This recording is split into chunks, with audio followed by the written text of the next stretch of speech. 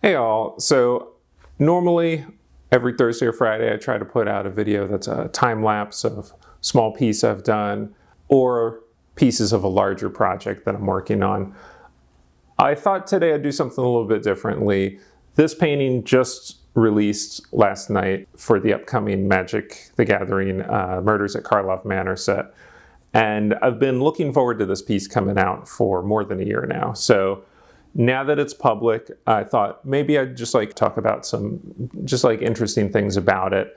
I don't have any process video of when I was working on this. I wasn't shooting any video of stuff back then, but I do feel like there are things that are kind of fun and interesting about this painting. And like I said, I've been really excited to share it. So normally by the time that something is released publicly, I'm on to something else. I often forget to post things on my Instagram, but I have to remind myself, nobody else has seen this. And I do really like this painting. I was really excited about it when I painted it, and I'm excited that it's out now and I can talk about it. I'll start with the description that I was sent. My art director, Michael Thomas, sent me this description. And the description for this piece says, color, a spell associated with red mana, location, hellbender, and then there's a reference. We always get a style guide to show you the costuming, styles, environments. If there's any, every set has its own unique characteristics, and that helps the artists maintain a kind of a consistent worldview, even though we're all independently working scattered around the world. So the action of the painting: show the shocked, delighted, and horrified reactions of the audience at a Hellbender show as they witness a debaucherous and fiery reveal on the club's stage. The focus, the scene, and the mood can't look away. And then it notes that this piece is going to be printed in two different aspect ratios. There will be one with the standard border, and then one with kind of the borderless frame where the image just is a full bleed. And I was really excited about this one because this assignment came in October 14th. I got this email on October 14th, which is maybe a week, maybe less, before EluxCon. EluxCon is a convention that I go to every year. It's a gathering of traditional media artists. It was originally started by collectors who wanted to have a place to go buy genre, fantasy, science fiction art, things like that, without having to deal with all of the chaos of San Diego Comic-Con and things like that. And it's become this annual show that's really just an intimate gathering of folks who are still currently working and out there doing physical media illustration in the sci-fi fantasy genre type stuff. And I've been going to EluxCons since they started. I don't think I've missed a one. And so I know a lot of folks, lots of artists who I've gotten to be friends with, lots of students I've met there, collectors I've met there, just lots of good people. And getting an assignment like this that's a crowd scene right before an event like that was really fun, because immediately I'm fantastic. Normally I'm out here in my studio all by myself with no one around me, and getting a crowd scene, my first thought is, how am I going to populate this? I'm going to need to run my ass all around trying to shoot reference of different people to kind of populate my scene.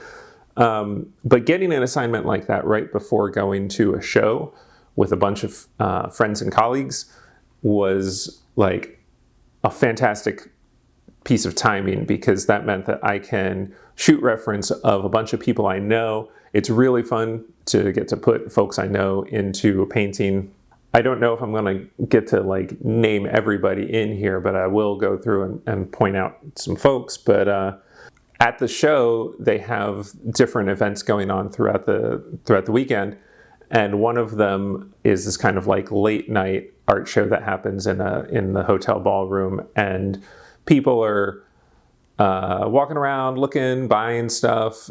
People are drinking, people are having a good time, they're loosened up, and I thought this is a good opportunity to just kind of like grab some folks for something like this. And so I had my camera. I found a spot outside of one of the doors of this kind of like big ballroom, had a couple of different entrances and exits. There was a sort of quiet hallway off to one side that had these kind of like, it was like lights in the wall, like these panel lights in the wall. And it was just like a great spot because like there was some interesting lighting, and it wasn't super busy, but people were still coming and going through that door. And so I could just kind of hang out there. And if somebody walked by, oh, hey, why don't you, give me a couple minutes here. I'm just going to shoot a picture. I was like, I can't tell you too much about what this is for, but down the road when this comes out, you'll get to see it. Basically, what I told people for this piece was, you're in a crowd. Picture yourself at a stadium, at an arena, at a concert, something like that. You're going to be looking up to the stage, and the show is starting.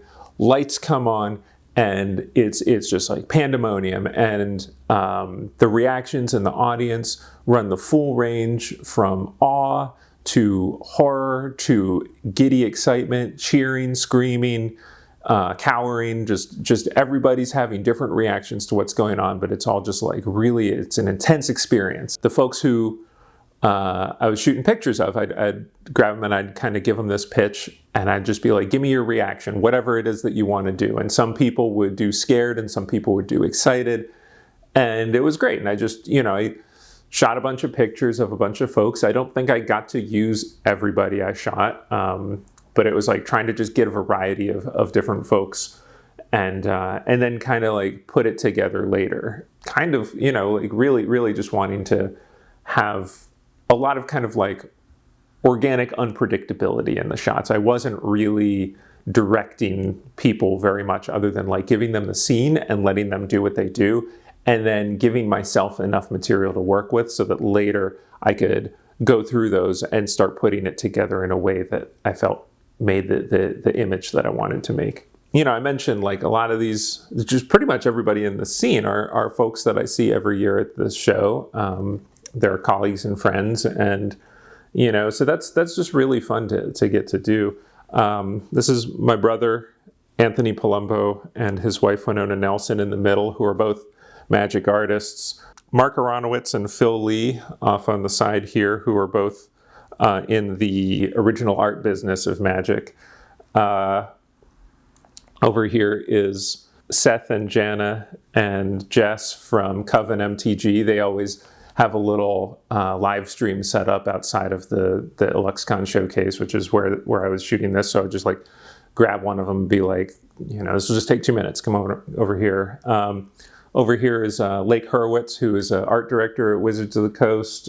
Elliot Lang, who is another artist. I don't know if he's done any magic work, but I would hope, if he hasn't yet, that he will soon, because I know they've been branching out into wider versions of styles, and I'm sure that what he does would look awesome on some of that stuff. Honestly, it's just, it's my stepdad, Boris Vallejo, over here on the side. And when I put all these together originally in the sketch, Boris isn't there. This is a little bit different. And because they wanted it to be two different crops, a tight crop and then one with like a full bleed, that was a note I got, was like, let's just give it a little bit more breathing room so that the tight crop doesn't feel too cut off, but then there will be extra stuff. So, that's where I was sad to see in the reveal of what came out in the spoiler is just the tight crop. We don't see the full bleed yet, but I'm hoping that's still going to be part of the release, because Phil got cut off, which is a bummer. The image that I saw is like that, and so sorry, Phil. I had no idea that was going to happen, but I'm expecting that you'll be on the other one. In any case, another change that happened from this to this, they wanted to see more, not so many humans, but some other creatures. So this character in the front here got switched to a kind of like a goblin. And they specifically asked me to put in a homunculus. Now, I was the original artist for Totally Lost, and I feel like I don't have that many claims to fame in my time doing work for Magic, but Totally Lost, I really feel very proud to have created a character that has become such a meme, and I have never been asked to do another version of Fibblethip since then. So I was like super excited to just throw him in there. And I don't know if it's, I mean, for me it's Fibblethip, but it could be any homunculus really. And I tend to call this guy Daddy Homunculus because of his little red harness. I honestly kind of feel like that makes the piece for me. I love this painting. I love doing a painting with a bunch of folks I know. And this little guy pulls it all together for me. Unfortunately, when I turned in the final, I don't know what happened. There was some kind of a, I don't know if it was an internal policy decision that was made after the fact or what, but it was decided that homunculus can only show up on specific cards or in specific, we don't always get an explanation for why, but one of the notes I got on the final here was, we have to remove the homunculus. And I was like, man, that's a bummer. So I left him in the painting, but I digitally removed him in the final piece that is printed on the card. So I think there's a couple other little changes in the final piece. Like I think that Mark's got some kind of like designs painted on his face, like little things like that. But the main difference between this and the piece that went to press is no Daddy Homunculus. What can you do? It's always fun to get to do a painting with a bunch of people you know, but it's so rare to get to do a painting with a bunch of people you know where they're all like just faces in a crowd looking at the audience. And so that really was the thing for me that that was my love for this piece. I always try to find with every assignment, like you got to find some love for it. And it's often not hard to do. I mean, a lot of the time the assignments come in are very fun and exciting. I'm just thinking right now about a couple that I am supposed to be working on sketches for this week. It's not going to be trouble to find something to jump in. Sometimes you get an assignment that isn't quite in your wheelhouse, or something is maybe not like a subject that you naturally like click with or something like that. And in those cases, like you gotta find something to fall in love with the piece, something to really push yourself, challenge yourself, whatever it might be compositionally, so just being really ambitious with it, trying out some kind of interesting lighting, whatever the thing might be. In a case like this, it was really just the fun of getting to represent all these different folks I know. Not only that, but represent them in a context of we were all at this event together, and that's what this painting is always going to make me think of. And I hope that the folks involved feel the same way. But for everybody else, who was pretty much everybody else, I obviously don't feel like that's necessarily going to be what they get from this.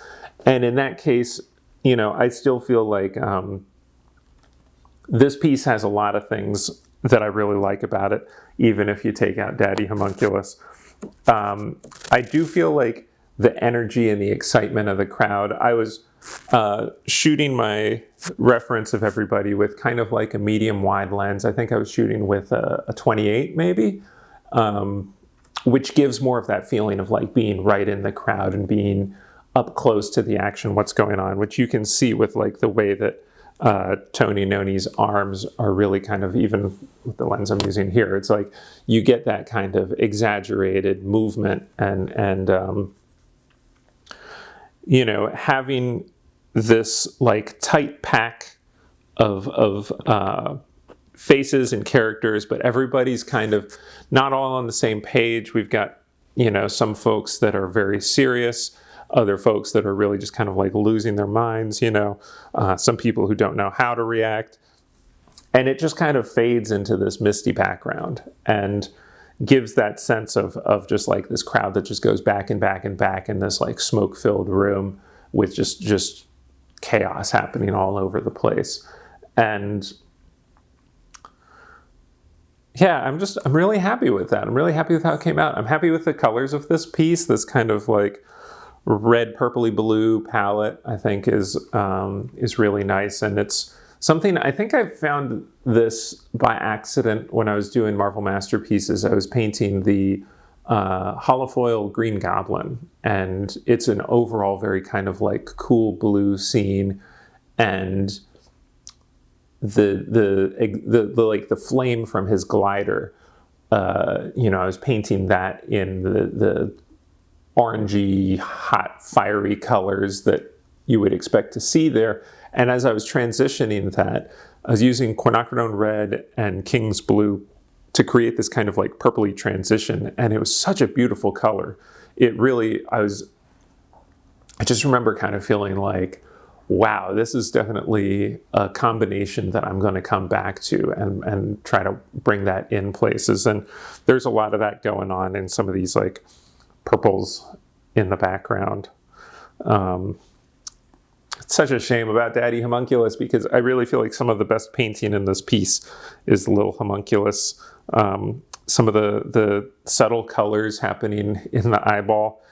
Painting white, I always think, is an interesting challenge, because you almost have to represent like a wide range of colors in something that essentially, to make it feel colorless, you get little touches of warms and cools and, oranges and blues, reds and greens, whatever it might be, to give it that kind of like pearlescent kind of quality. I'm just really happy with how it came out here.